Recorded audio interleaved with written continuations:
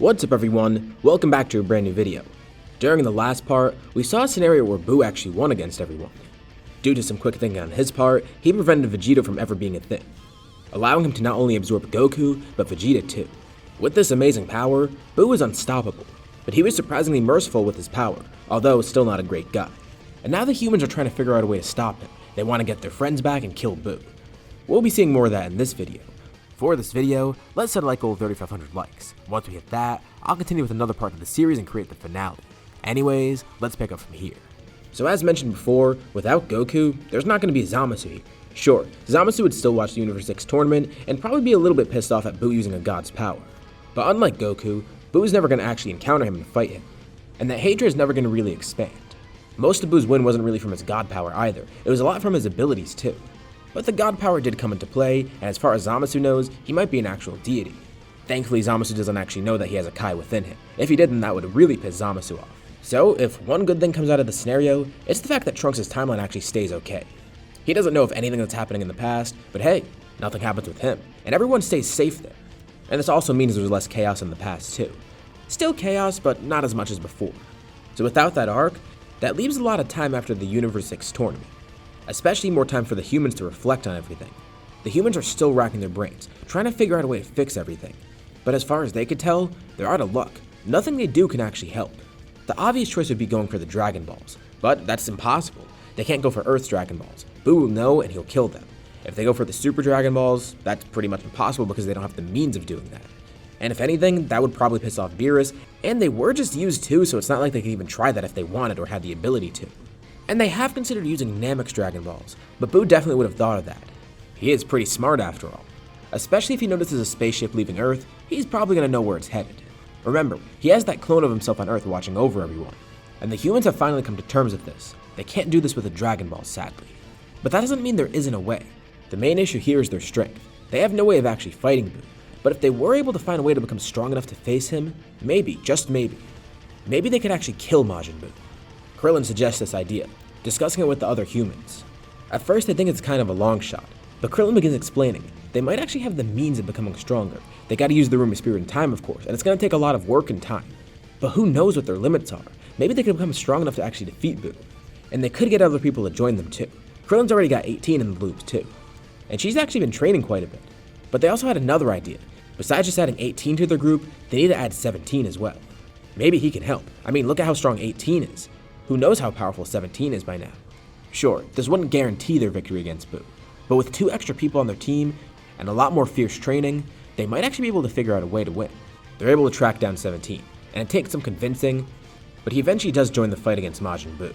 He can't go training with them wherever they want because he has to stay on his island, but this is probably something that would align with his goals. He wants to protect nature and all the animals after all. And Buu poses a huge threat to all of that. He's basically a tyrant ruling over the earth and no one knows it. But hey, he hears about the Room of Spirit and Time, and getting a year's worth of training within a day is pretty good. He can leave the island for a day or so. And this is what everyone does. They make use of the Room of Spirit and Time. The humans all go in with Buu's clone. And everyone takes turns. The great thing is, Buu doesn't really get that much stronger from the training. The clone that he made isn't even a fraction of his full power. The bulk of his power is actually with the real Buu on Beerus' planet. And this one is essentially a punching bag, and he goes along with it too. He thinks the humans just want to get stronger and doesn't know what they're planning. I mean, deep down he'd probably know what they're trying to do. But he does want them to train anyways for a good fight. And for the androids it's even better. They can go in the Room of Spirit and Time for extended periods because of their energy. They don't have the same needs for food and energy that the humans have, so they can go in with other people too. And everyone sees some great gains during this time, but it still doesn't seem like it's enough. They've made insane progress. But it's gonna take a lot more than just this. Shin and Kibito watch them from the Sacred World of Kais as well. Obviously, they've always known about this going on, and they're still angry that they weren't able to stop Buu at all. They really did want to help, but it would have been way too risky. Oh, also quick side note, sorry if the first 4 minutes of this video sounded kind of crappy. I was using the wrong mic and I didn't want to re-record it because I didn't have the time, so yeah. At least I know it's partway through, so it sounds better at least. Anyways, back to the story now. Although, even though everything seems to be bad right now, they might actually have some hope going forward. About a year or so after the Universe 6 tournament, Zeno's getting pretty bored. And even though Goku's not actually there to start the tournament, this would actually make things worse for him. He'd be so bored right now. He doesn't have another Zeno to play with, and he doesn't have Goku either. So he's thinking, maybe he should do another tournament now. He liked that Universe 6 one, and if he did one with all the universes, it would be pretty great, and it would also serve as the perfect opportunity to test all the mortals. This might actually work, and with very little warning, he puts the Tournament of Power into motion. Buu is one of the first people to hear about this with Beerus and Whis, and Buu is pretty elated if anything. This will be the perfect time to test his powers, but also, he has another goal in mind. With all these strong people around him, maybe he'll find more people to absorb. There's gotta be very powerful people in other universes too, right? Who knows, maybe people stronger than him, or anyone else in Universe 7. He's hyped up, he'll get to test his powers, he'll get a good fight, and he'll get stronger. But he's also tasked with recruiting the team. And at first, it's not really too hard to find people. Krillin, Tenshinhan, Hiroshi, and Yamcha are pretty obvious picks. Chaozu joins too, as well as 17 and 18. Add Buu on top of that, and you already have 8 people, but only 8. He can't think of anyone else to add. But he has a really good idea. Honestly, he doesn't know how well it would work, but it would mean they get an extra person on the team. And in the worst case scenario, they could also recruit Jocko, but at least he has this idea for the 9th fighter. He could revive someone. He can get someone strong that he knows. And he begins thinking, most of the strong people are alive on Earth or inside of him. But who else could he try? Maybe Deborah. Would Babidi work? No, that wouldn't be good. But then it hits him. He has the perfect idea. He's gonna revive Frieza.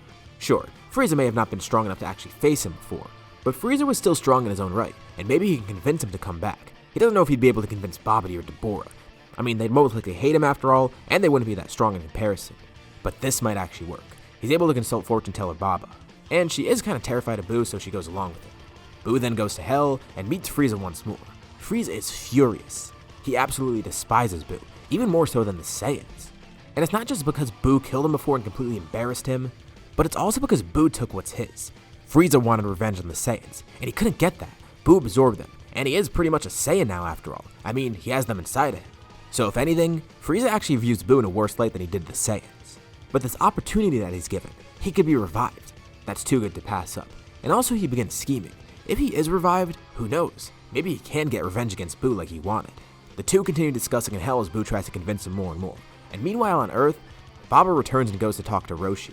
Normally she wouldn't do this, but she says she has another idea for a fighter that they could use. Someone else they could take back from Otherworld. What, is it another person from Hell? Why would they want that? They already have 2 villains on their team. There's no good people that they could revive, and even if there was any, they probably wouldn't even be strong enough. But Baba says they were forgetting something. She really wanted to bring this up before, but with Buu watching over them, they wouldn't have had the opportunity. And now is their chance. They could revive someone without any suspicion. And she begins explaining. By now she's definitely heard that Vegeta was absorbed by Buu, but everyone forgot a key detail. Vegeta was still dead at that point. He was only brought back temporarily. No one even noticed this. Buu might have had, but he didn't say anything. But after that time passed, Vegeta didn't remain in Buu. He was dead. He had to return to Otherworld. So Vegeta's power got taken away from Buu as well. And Earth's Dragon Balls never would have revived him anyways. Only Namex would have done that at that point since he was already revived by Earth's. So even when they made that wish, it didn't do anything for Vegeta. What she's trying to tell them is, Vegeta's not inside of Buu. He's actually in Otherworld, and although he did some terrible things and could have gone to Hell, he did put his life on the line against Buu, and considering how dire everything was, they actually allowed him to keep his body. And he was remorseful. He did get sent to Otherworld, and he's been training. He's not incredibly powerful, but he's gotten a lot stronger. And most importantly, this means they'll have another team member, someone they know, someone that's good. And just because of the dire circumstances, she'll bring Vegeta back to life. But only temporarily, just like with Frieza. Maybe he could help them out with everything.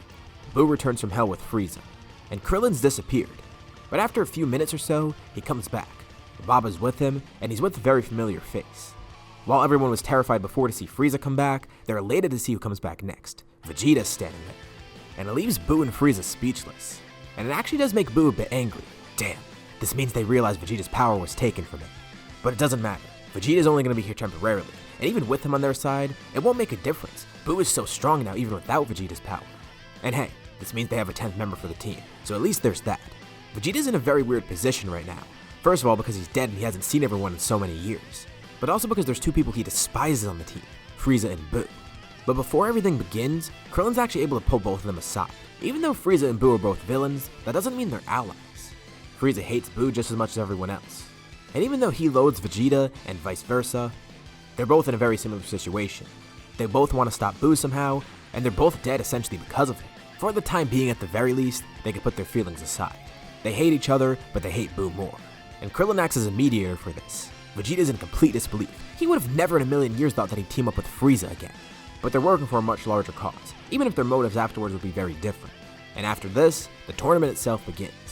Funny enough, Universe 7 isn't even worried about being erased right now. They know Buu's so strong that he'd basically carry the entire tournament, What they're more concerned about is the wish afterwards. What's he gonna do if he wins the Dragon Balls?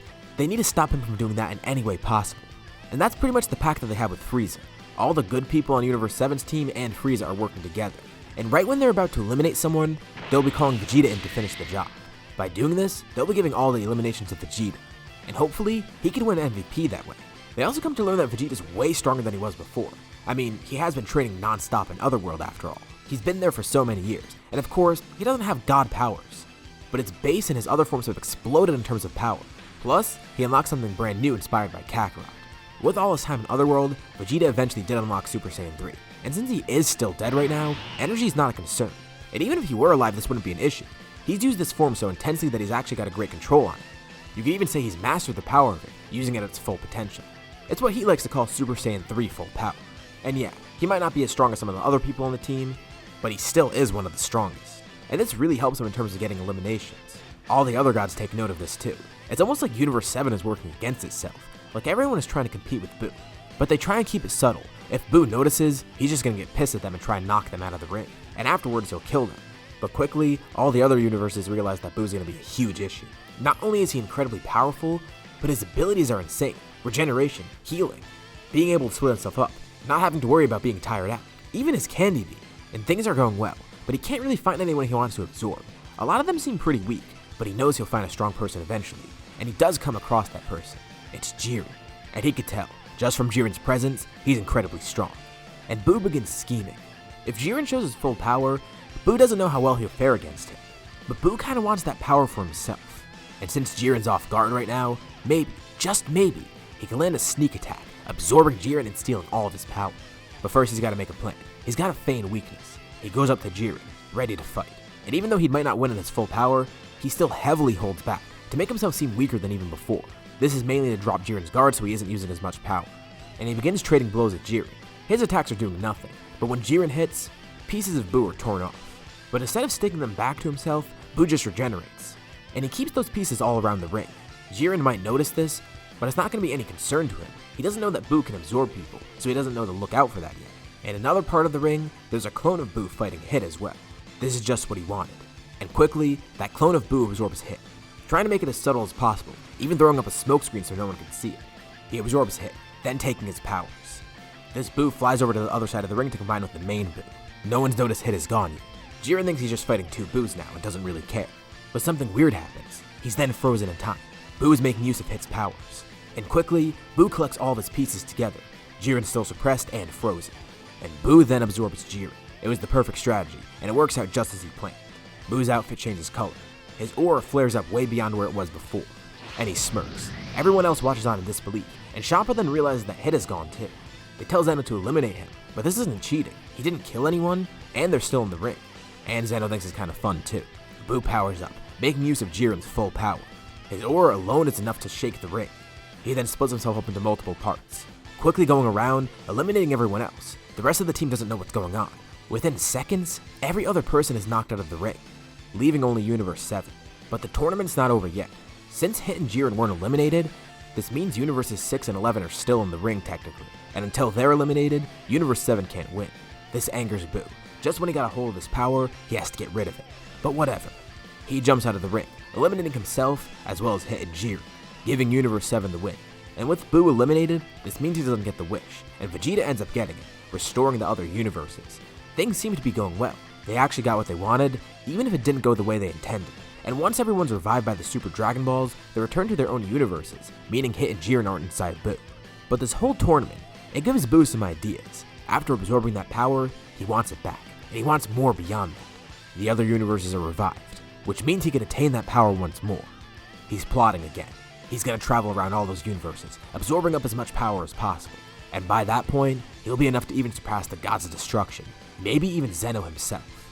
All the while, everyone else in Universe 7 is plotting a way to stop Buu. Vegeta and Frieza are still there, and they're not sure how they could stop him, but they'll figure out a way. And with that, we'll leave off here for now. So, what do you guys think about this part, and what do you think will happen next time? Leave any thoughts and suggestions in the comments below. I'll be sure to check them out to see what you guys think. As always, if you like the video, be sure to drop a like, and let's try to hit that like goal from the beginning of the video so we can get another part of the series. If you haven't already, why not subscribe? As well as hitting the bell icon so you're notified about any future parts of this What If, or any other videos that I upload on my channel. Anyways, thank you all for watching, and I'll see you all in my next video.